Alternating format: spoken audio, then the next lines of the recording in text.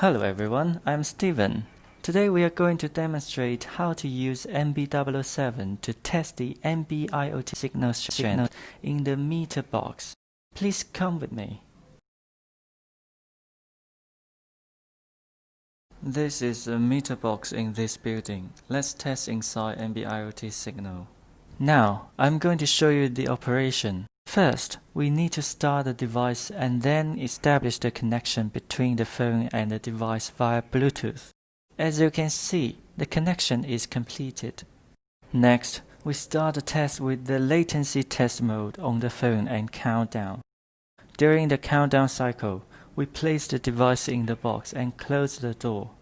When it ends, the device will automatically start the test and complete it within the preset time. The app shows that the testing process is completed. Let's take the device out.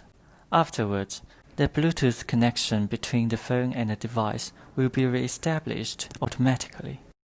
After the Bluetooth reconnection, the device automatically sends the test data to the app, and by clicking the View Test Result, you can see how the signal strength works in the meter box and directly generate a test report. This is the test effect of NB007 in a closed environment. It solves customers' testing problems. Does it catch your eyes? Please contact us and take it away.